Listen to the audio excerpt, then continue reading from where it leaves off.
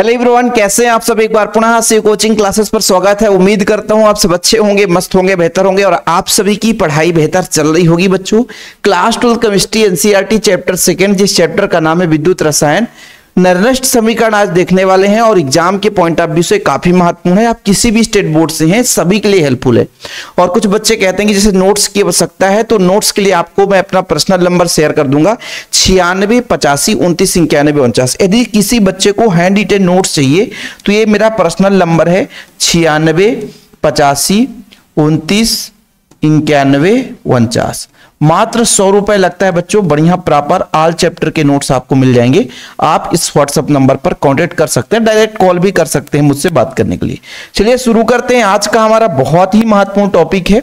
देखिए, निर्दिष्ट नामक जो वैज्ञानिक थे, इन्होंने समीकरण अपना प्रस्तुत किया। किस लिए? जैसे आप सबको पता होगा कि मान लीजिए किसी भी क्षण को उसी के विलयन में डुबा दें तो अर्ध सेल बन जाता है और सेल और उसके विलयन के बीच एक विभवांतर उत्पन्न होता है। उसे हम क्या बोलते हैं बच्चों? एक प्रकार से इलेक्ट्रोड विभव कहते हैं।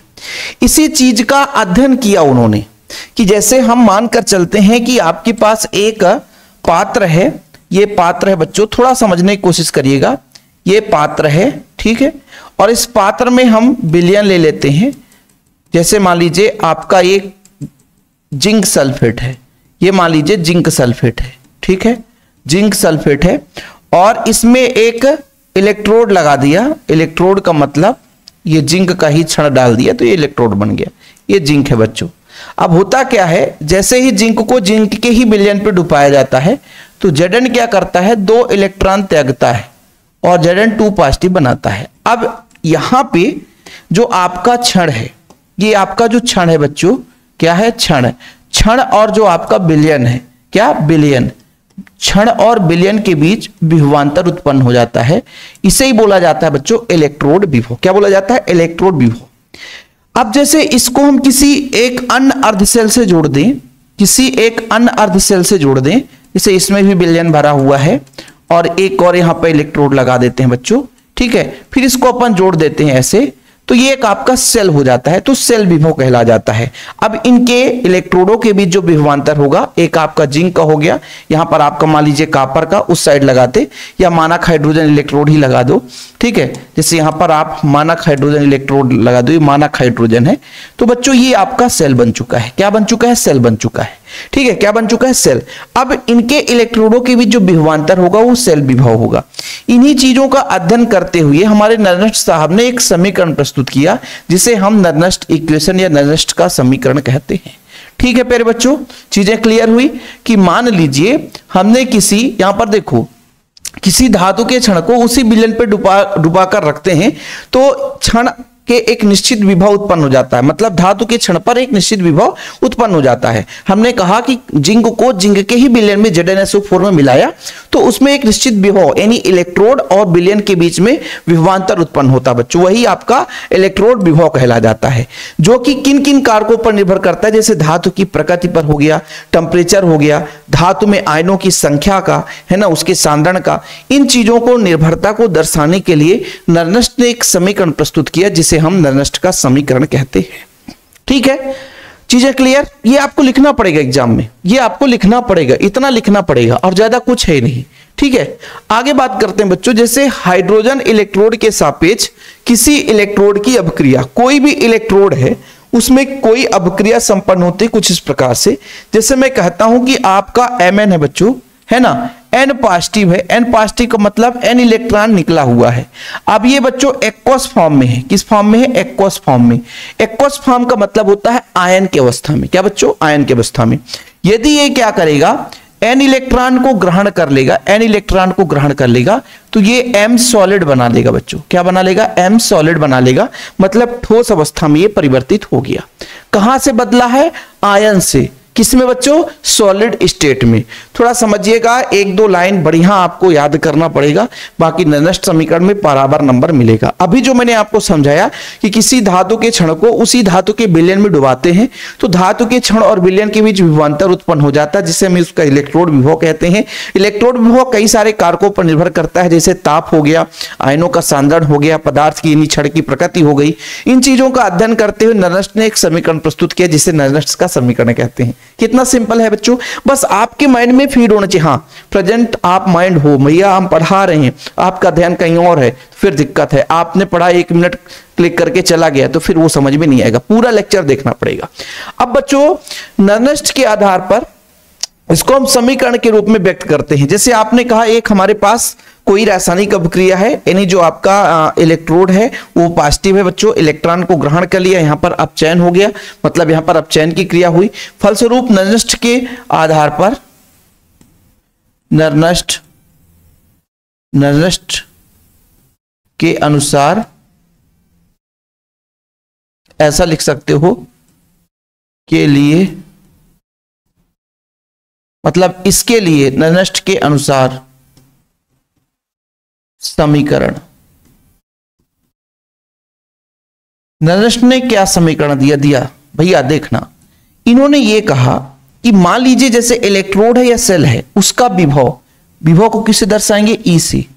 किस अवस्था में बच्चों? पॉजिटिव की अवस्था में, मतलब एम पॉजिटिव एक्वस से ये किस में बदल रहा है? सॉलिड में बदल रहा है। ठीक है, ऐसा आपको लिखा हुआ मिल जाएगा, बराबर। फिर मानक स्टैंडर्ड जो आपका सेल विभव होगा वो सेम पोजीशन रहेगा बच्चों, एम पॉजिटिव, एन पॉजिटिव है ना, थोड़ा सा यहां पर हम अच्छे से लिख देते हैं, जितना मान लीजिए यहां पर लिखा है वो भी यहां पे वही चीज लिखेंगे कि मान लीजिए एम आपका एन पॉजिटिव है, किस में बदल रहा बच्चों? आपके एम में, सॉलिड में बदल रहा है। ठीक है, एक्वस फॉर्म में है ये आपका हो जाएगा एम एन पॉजिटिव। ठीक है, किस में बदल रहा बच्चों? सॉलिड में बदल रहा है।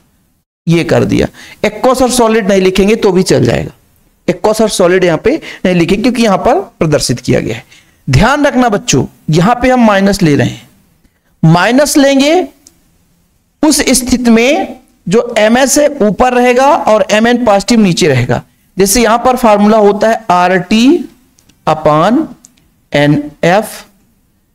ठीक है बच्चों, इन फिर आपका सॉलिड हो जाएगा, ये सांद्रता को व्यक्त करता है, एम सॉलिड डिवाइड बाय बच्चों एम एन पॉजिटिव। ये लो, यदि यहां पे हम प्लस कर देंगे, एनसीईआरटी में माइनस है, एनसीईआरटी के अकॉर्डिंग हम कर रहे हैं, माइनस यदि प्लस कर देंगे तो ये ऊपर वाला नीचे, नीचे वाला ऊपर चला जाएगा, तो ये चिन्ह बदल जाएगा। ठीक है बच्चों, यहां तक किसी को प्रॉब्लम? जब भी यदि हम बात करें कि log e को बच्चों, log e को log 10 में बदलते हैं, log 10 में बदलते हैं तो 2.303 गुना होता है, यानी इसको log e है, मान लीजिए बेस में e है, इसको log 10 में बदलें तो बच्चों आपका 2.303 का मल्टीप्लाई हो जाएगा। ठीक है, ये नर्नस्ट का समीकरण है, ये नर्नस्ट का समीकरण, एक्स्ट्रा कुछ नहीं करना पड़ेगा।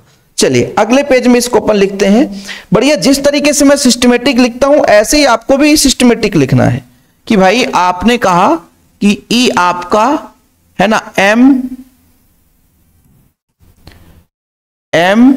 एन पॉजिटिव से आपका बच्चों सॉलिड एम में बदल रहा है। ठीक है,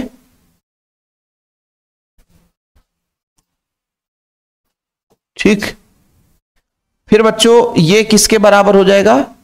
ये स्टैंडर्ड वैल्यू होता है, एम एन पॉजिटिव से आपका एम में बदल रहा है, माइनस हो जाएगा 2.303 का मल्टीप्लाई हो जाएगा, 2.303 का मल्टीप्लाई हो जाएगा, और आपका बच्चों यहां पे आर टी रहेगा ही बटा एन एफ रहेगा, और यहां पर जो बदलेगा वो log 10 हो जाएगा, और यहां पे बच्चों आपका m सॉलिड रहेगा, सांद्रता व्यक्त करेंगे,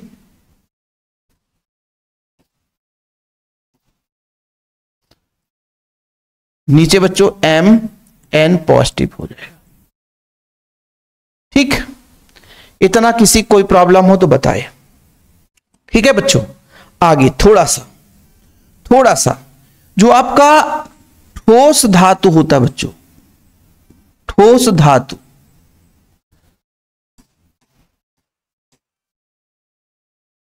ठोस धातु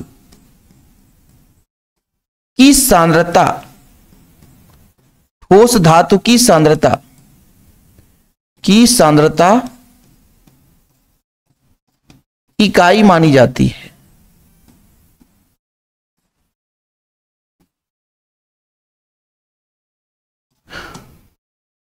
इकाई मानी जाती है, इकाई मानी जाती है। देखो भाई डबल डबल हो जाता है हैज, यहां पर एफ, यहां पर, ठीक है। अर्थात जो एम सॉलिड है ना बच्चों, इसका मान जो है वो 1 हो जाएगा। तब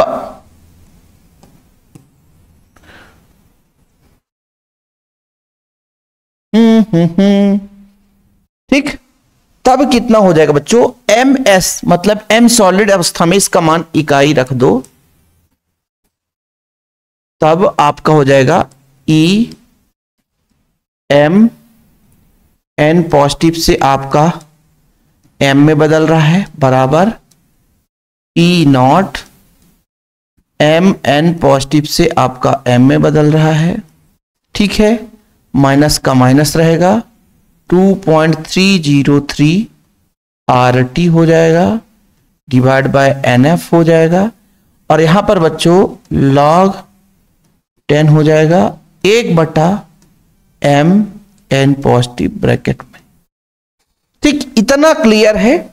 अब थोड़ा सा यहां पर हम करेंगे कि आपका R है क्या, गैस स्थिरांक है, T क्या है, परमताप है, F क्या है, फैराडे, N है इलेक्ट्रॉनों की संख्या, जैसे यहां N2 पॉजिटिव था बच्चों, N पॉजिटिव है ना, 2 पॉजिटिव, जैसे जिंक जो हमने समझाया था 2 पॉजिटिव था, तो वहां पे N की संख्या 2 हो जाएगी। तो हम यहां पर जहां लिखेंगे, लंबा चौड़ा कहानी है, इतना स्क्रीनशॉट लेते चलना, नहीं गड़बड़ हो जाएगा। जहां T क्या है बच्चों, सबसे पहले तो अपन E लिख देंगे। E क्या है, E M N positive upon M, ये क्या है प्यारे बच्चों। फिर आपका E not M N positive upon M, ये क्या है प्यारे बच्चों। टी क्या है, ये बच्चों है ना, टी क्या है, आर क्या है, ठीक है, आर क्या है, और आपके पास क्या बचा बच्चों, एफ क्या है, एफ है ना। तो इसको अपन थोड़ा सा छोटा यदि कर लें तो और अच्छा लगेगा, बहुत लंबा चौड़ा आपने लिख दिया है। ये लो भाई, ये लो भाई, और कुछ बच्चा बच्चों, एफ, एफ क्या है, इसके बाद एफ क्या है बच्चों, एन क्या है, इनका वैल्यू रख दो आप। टी आपका परम ताप है, क्या है, परम ताप। टी आपका परम ताप जो कि 298 केल्विन लिया जाता है। आर गैस स्थिरांक है बच्चों, आर गैस स्थिरांक है, जिसका मान होता है 8.134 है ना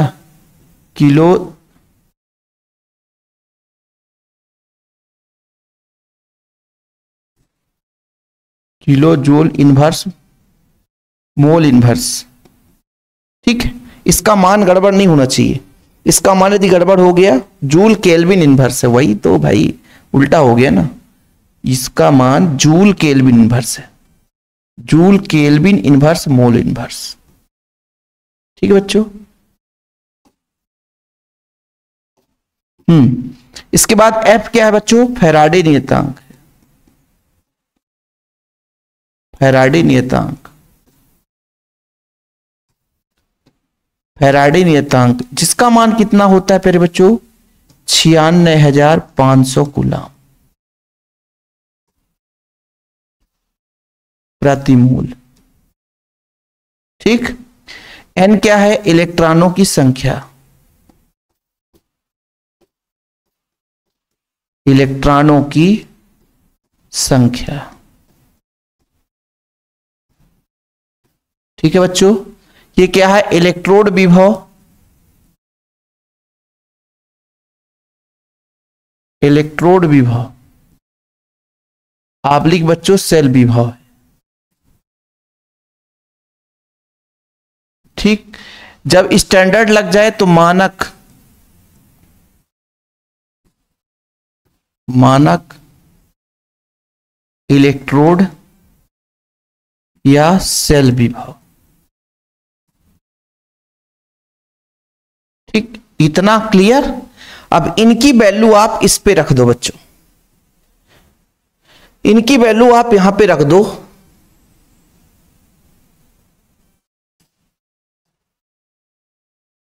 वैल्यू पुट करते हैं, देखिए वैल्यू पुट करेंगे, यहां पे वैल्यू आप लोग पुट कर सकते हो, सिंपल वे से आप पुट कर सकते हो। जैसे आपके पास ई था बच्चों, ई था, है ना, बराबर में यहां पे करते हैं, ई है एम एन पॉजिटिव से एम में बदल रहा है। फिर बच्चों ई नॉट है।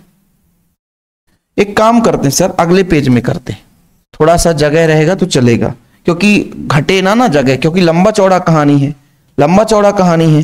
तो अपना बच्चों ई आ गया ई आ गया, ई है एम एन पॉजिटिव से एम में बदल रहा है, ये तक तो ठीक है। फिर ई नॉट है एम एन पॉजिटिव से एम में बदल रहा है, यहां भी ठीक है बच्चों। यहां पे आपको लगाना है माइनस, माइनस का माइनस 2.303। आर का मान कितना है? आर का मान है 8.134। टी का मान कितना है? 298। नीचे एन है तो एन रहने दो, एफ का मान है 96,500। ठीक है, लॉग है बच्चों 10 है तो 10 रहने दो, 1/m एन पॉजिटिव हो गया। और इसकी जो वैल्यू आती है ना बच्चों, इसकी जो वैल्यू आती है, इसकी जो वैल्यू आती है, इसकी जो वैल्यू आती है वो मोबाइल से कैलकुलेटर से आप लोग कर लेना, मोबाइल से कैलकुलेटर से आप लोग कर लेना। कितना आता है जानते हैं? 0.591 ऐसे कुछ आता है, और नीचे बच्चों आपका n हो जाएगा। बस इतना ही वैल्यू आता है, 0.591 सही है, 0.591 ही आता है, 0.0591 आता है, ये याद है अपने को। ठीक है, और ये log 10 है बच्चों 1/mn प्लस। जी हाँ जी हाँ जी हाँ जी हाँ जी हाँ जी हाँ जी हाँ, यही हमारा नष्ट का समीकरण है। खत्म, इतना दूर तक आपको करना पड़ेगा। हाँ 15 मिनट समय लगा भाई, 15 मिनट समय लगेगा, इसमें कोई सोचने वाली बात नहीं है, है ना। इतना आप लोगों को माइंड में थोड़ा सा, है ना। केल्विन पैमाने पर ताप, किसी बच्चे को प्रॉब्लम हो तो बताओ भाई। 298 केल्विन है, परम ताप है, मतलब तापमान है। है ही क्या यार, है ही क्या है, ये इलेक्ट्रोड भी हो। यहां से नष्ट समीकरण शुरू करना है, फिर आपको ये 2-3 लाइन ये लिखना है और इतना लिखना है, यही नष्ट का समीकरण है, लास्ट में लिख लेना आप। ठीक है, यही नष्ट का समीकरण है, यही नष्ट का समीकरण है।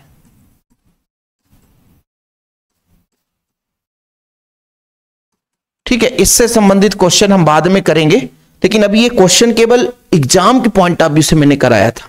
उम्मीद करता हूं बच्चों चीजें क्लियर हो गई होगी, बड़ा सिंपल वे में, है ना। एक एक पॉइंट मैंने आपको समझा दिया है, बस कैलकुलेशन करते जाना करते जाना करते जाना, गड़बड़ नहीं होना चाहिए, है ना। तो चीजें क्लियर हो गई होगी। वीडियो पसंद आए तो लाइक करके शेयर कर दें। चैनल पे पहली बार आए, चैनल को सब्सक्राइब कर लें। जय हिंद, वंदे मातरम।